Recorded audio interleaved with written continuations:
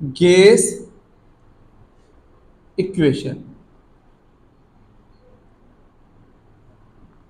बेटा हमारे पास मुख्तलिफ साइंटिस्ट आए थे। नंबर 1 आया था बॉयल साइंटिस्ट, जिन्होंने कहा था प्रेशर इंक्रीज करने से वॉल्यूम डिक्रीज होगा, याद है। और इसकी बेसिस पे क्या था, pressure is inversely proportional to volume at constant pressure. जब आप सॉरी कांस्टेंट टेम्परेचर, आप उनका जब टेम्परेचर कांस्टेंट रखेंगे तो क्या होगा बेटा, उसका pressure is inversely proportional to volume. जब हम प्रेशर को इंक्रीज करेंगे तो वॉल्यूम डिक्रीज होगा, ये पढ़ा था हमने। सो हम ऐसे लिखेंगे अकॉर्डिंग टू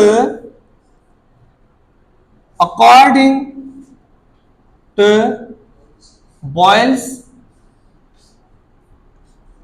क्या पढ़ा था बेटा हमने, volume is inversely proportional to pressure at constant temperature at constant temperature. जब आप उनका टेम्परेचर क्या रखें बेटा, कांस्टेंट रखें तब। और इसके अलावा एक और लॉ था जिसे हम कह रहे थे, कौन सा लॉ बेटा, चार्ल्स लॉ।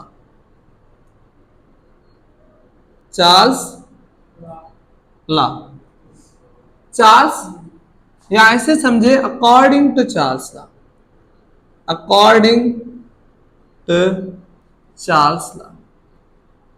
चार्ल्स लॉ की बेसिस पे चार्ल्स लॉ ने कहा था जब आप टेम्परेचर इंक्रीज करते हैं तो वॉल्यूम भी इंक्रीज होता है। और ऐसी जो है रिलेशन को या ऐसे रिलेशन को कहा जाता है डायरेक्टली प्रोपोर्शनल। ऐसे रिलेशन को क्या कहा जाता है बेटा, डायरेक्टली प्रोपोर्शनल। तो हम क्या लिखेंगे बेटा, V is directly proportional to T। What is T, temperature. लेकिन वहां आप क्या रखेंगे, कांस्टेंट प्रेशर। प्रेशर क्या रखेंगे, कांस्टेंट रखेंगे। प्रेशर को कम और बढ़ाएंगे नहीं, डिक्रीज या इंक्रीज नहीं करेंगे, उनको कांस्टेंट रखेंगे। ओके, नंबर 2 हो गया ये। अब आइए बात समझ में चाहिए सीधे, V is directly proportional to T, Charles की बेसिस पे। और नंबर लास्ट था हमारे पास एवागेड्रोस, या ऐसे समझे अकॉर्डिंग टू एवोगेड्रोस। ठीक है, एवागेड्रोस। उन्होंने कहा था volume is directly proportional to number of moles. जितना वॉल्यूम बढ़ेगा उतना नंबर ऑफ मोल्स बढ़ेंगे। मिसाल के तौर पे कैसे, जैसे कि बलून में आप जितनी एयर बढ़ाते हैं उनका उतना वॉल्यूम बढ़ता है, और जितनी एयर डिक्रीज करते हैं, एयर क्या है, नंबर ऑफ मोल्स कंसीडर्ड हो रहे हैं, तो उतना वॉल्यूम कम होता है। तो हम क्या कहेंगे बेटा, volume is inversely directly proportional to number of moles. Okay, at constant temperature और प्रेशर। टेम्परेचर एंड प्रेशर कहे बोले, एंड प्रेशर। आप जब उनका टेम्परेचर और प्रेशर सेम रखें। ओके, तो हमारे पास बेटा याद रखें, हमारे पास यहाँ V सबके अंदर V क्या है, कांस्टेंट। तो हम क्या करते हैं, यहाँ V को कांस्टेंट रख लेते हैं, और डायरेक्टली की निशानी यहाँ पड़ी हुई है तो वो भी रख लेते हैं यहाँ हमारे पास। और हमारे पास 1 ऊपर लिखा हुआ है, और इसके अलावा जो है TB और NB ऊपर लिखा हुआ है, तो हम लिखेंगे V is directly proportional to 1T and N। और नीचे क्या लिखा हुआ है बेटा, या अपॉन P लिखेंगे। और हमने पढ़ा था जब डायरेक्टली की निशानी काटेंगे, माना डायरेक्टली प्रोपोर्शनल को जब हटाते हैं, फिर क्या करते हैं बेटा, कांस्टेंट को लिख देते हैं वहां। ओके, जब आप इनको कैंसिल आउट करेंगे या डायरेक्टली प्रोपोर्शनल को खत्म करेंगे, अब अजर रहने के पाण छा कंदासीं, खत्म कंदासीं पोइ छा लिखंदासीं हिते, उते छा लिखंदासीं कांस्टेंट या इज इक्वल टू की निशानी लिखेंगे। सही है, तो यहां क्या लिखेंगे बेटा, सो v इज इक्वल टू और के टी एन, 1 के साथ कोई भी चीज मल्टीप्लाई करेंगे तो जवाब क्या आएगा बेटा, 1 ही आएगा। 1 के साथ जब से मल्टीप्लाई करना जवाब चाहेंगे 1 ही दो, तथा 1 न लिखो गाल खत्म है। तो कांस्टेंट छा लगने जरे बस v अच्छा, जब भी हम डायरेक्टली प्रोपोर्शनल को काटते हैं तो क्या करते हैं, हमारे पास वहां कोई ना कोई कांस्टेंट वैल्यू रख देते हैं। सो क्या लिखेंगे, अपॉन p। सही है, तो v is equal to KTN upon p, थोड़ा न्यूज चैनल भी है ना KTN, ओके वो याद कर सकते, v is equal to KTN, ये तो याद हो जाना चाहिए।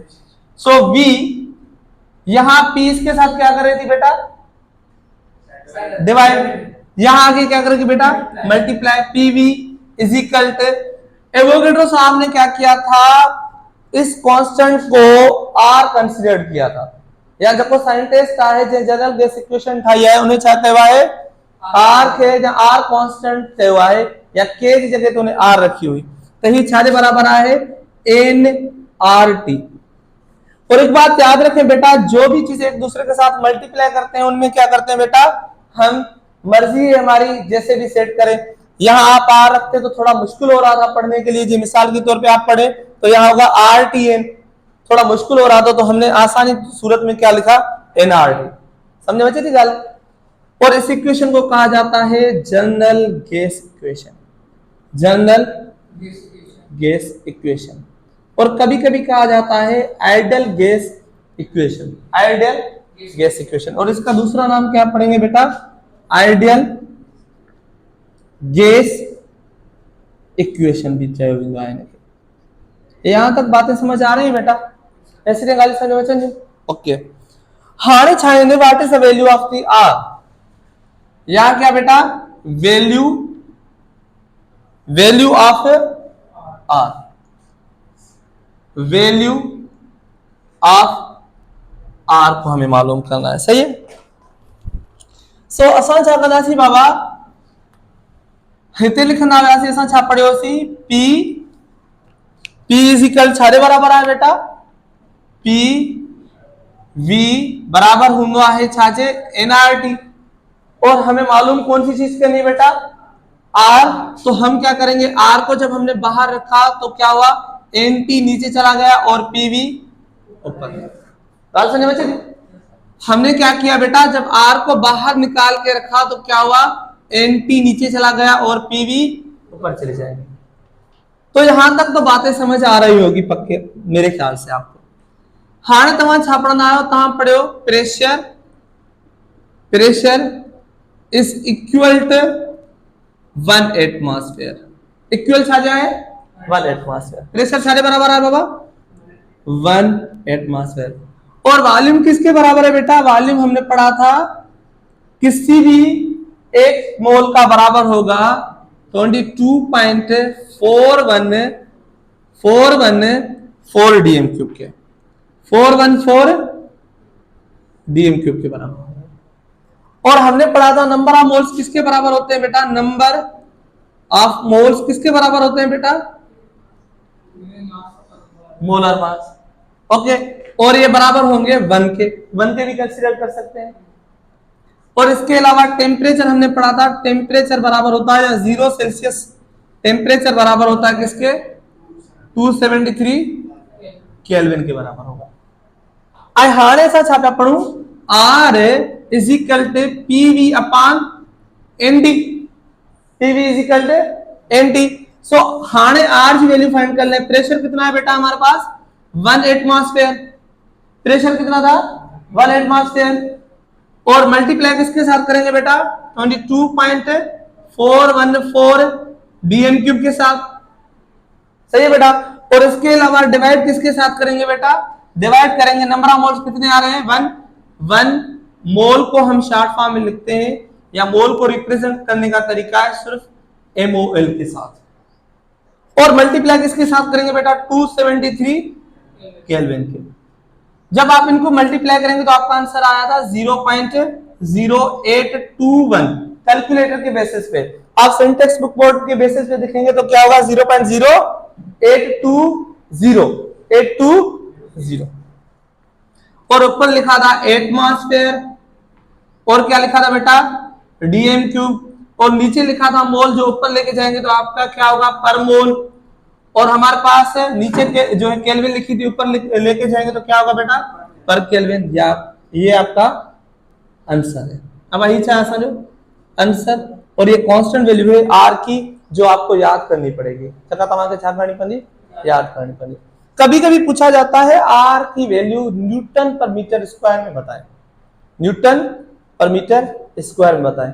बच्चे क्या करते हैं यही आंसर हमेशा जो है सही करके आते हैं या टिक करके आते हैं इन चीजें है ना इन्हें करना ना बाहर तेने कर असा क्या करना सी हुआ वैल्यू भी अलग सा पढ़ना सी छोटा सा 10 मिनट है।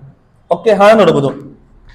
सो हमारे पास क्या था बेटा हमने पढ़ा था कि हमारे पास न्यूटन मीटर स्क्वायर होता बराबर होगा या सॉरी 1 पास्कल बराबर होता है 101,325 किसके बेटा न्यूटन पर मीटर स्क्वायर के पर मीटर स्क्वायर पे। किसकी बेसिस पे ये पुराने बुक की बेसिस पे और कभी कभी क्या होता है बेटा इन चीजों को राउंड ऑफ करके लिखा जाता है 101,300 न्यूटन पर मीटर स्क्वायर ये भी लिखा जाता है इसको क्योंकि ये आसान होता है याद करने में बेसिस इसके बेसिस पे सही है। और इसके अलावा बेटा हमने पढ़ा था आपको याद होगा कि हमने पढ़ा था कि 1 एटमॉस्फेयर बराबर होता है 706 टॉर्क के ये पढ़ा था हमने। और हमने पढ़ा था 1 टॉर बराबर होता है 760 किसके बेटा मिलीमीटर और जो मीटर था जिसको हम मेजर करने के लिए इस्तेमाल करते हैं वो होता है एचजी मर्क्यूरी। जो वो बना होता है वो मर्क्यूरी का बना होता है इसी वजह से इसको लिखा होता है इसके आगे लिखा होता है एचजी और ये इसके बराबर होते हैं 14.7 psi प्रेशर पर स्क्वायर इंच प्रेशर पर स्क्वायर इंच। और ये बराबर होते हैं किसके बेटा ये बराबर होते हैं जो है चलो यहां तक तो बातें समझ आ रही होंगी प्रेशर की बेसिस पे बातें समझ आ रही है बेटा।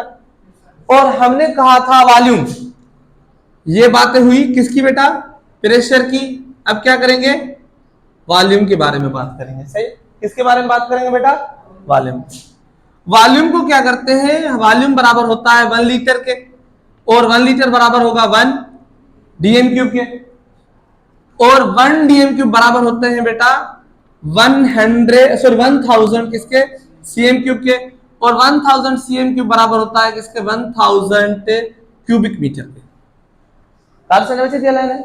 ये इनके बराबर होते हैं बाबा। ओके तो आप क्या करेंगे हमने पढ़ा था इसका जो एसआई यूनिट है वॉल्यूम का वो क्या होता है बेटा cubic metre SI unit of volume. ये याद रखें बेटा क्योंकि बहुत बार एसआई यूनिट पूछे जाते हैं इनके पूछे जाते हैं और इनका एसआई यूनिट क्या है प्रेशर का बेटा पास्कल। किसका क्या है बेटा पास्कल प्रेशर का एसआई यूनिट क्या है पास्कल।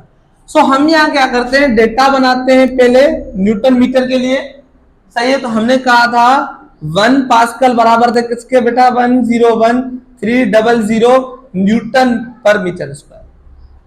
और दूसरी बात हमने क्या पढ़ा था बेटा वॉल्यूम के लिए हमने कहा था 1 डीएम क्यूब बराबर होगा किसके बेटा 1000 किसके क्यूबिक मीटर 1000 क्यूबिक मीटर के। ओके तो हमारे पास क्या है बेटा पहले ये तो कांस्टेंट वैल्यू मिल गई आपको। और दूसरी बात हमें क्या करना था हमें चेंज करना था 22.414 डीएम क्यूब को इसके अंदर किसके बेटा इसके अंदर चेंज करना है क्यूबिक मीटर के अंदर। तो क्या करेंगे आप डिवाइड करेंगे 1000 क्यूबिक मीटर के साथ 1000 क्यूबिक मीटर के साथ आपका जो आंसर आएगा वो आंसर आएगा 0.02214 क्यूबिक मीटर ये वाला आपका आंसर होगा। बात समझ आ रही है बेटा यहाँ तक। तो आप क्या करेंगे बेटा आपने पढ़ा था आर बराबर होगी या हमने पढ़ा था पी वी बराबर होती है किसके एनआरटी के ये इसके बराबर होती है ना बेटा। और हमने पढ़ा था हमें आर मालूम करनी है, तो फिर क्या करेंगे, आर को बाहर निकाल के रखेंगे, फिर ये क्या होगा बेटा, PV is equal to NT. और हमने पढ़ा था एन बराबर किसके होगी बेटा, मोल्स बराबर होते हैं 1 के।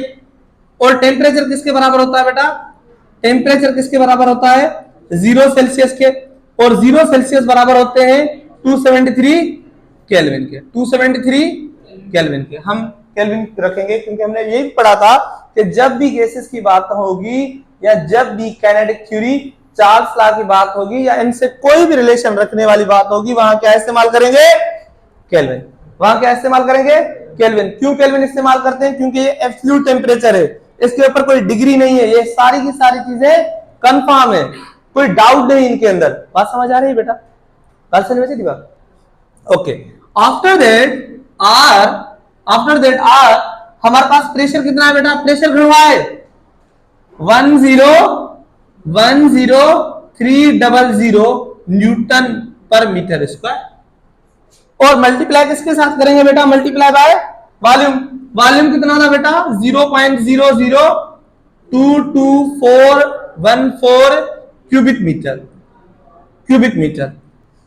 फिर हमारे पास नंबर ऑफ मोल्स कितने, 1 और डिवाइड बाय 273 केल्विन के साथ। जो आपका आंसर आएगा वो आंसर आएगा आर बराबर होगी 8.31। ओके, हमारे पास ऊपर क्या लिखा हुआ है, न्यूटन पर मीटर स्क्वायर। और क्या लिखा हुआ है बेटा, क्यूबिक मीटर। और क्या लिखा हुआ है, क्यूबिक मीटर। हल तक गए हो, क्यूबिक मीटर। और नीचे लिखा हुआ था 1 मोल, ऊपर जाके क्या होगा, पर मोल पर केल्विन। ये आपका आंसर नंबर दूसरा है। कभी कभी ये वाली याद भी आ जाती है। चाहे आंसर सही है, पक्का सही है ये बाबा। ही तमाम जो यूनिट में निकली हो, हाँ तमाम भाई आर की वैल्यू याद करनी पड़ी। आपको बेटा दोनों जो आर की वैल्यू यहाँ लिखी हुई है आपको याद करनी पड़ेगी, क्योंकि ये सवाल रिवीजन है या कभी कभी इनके बारे में पूछा जाता है, कभी कभी नहीं, हर टेस्ट के अंदर। यही समझ लें। ओके, गाल समझ दिया। ओके।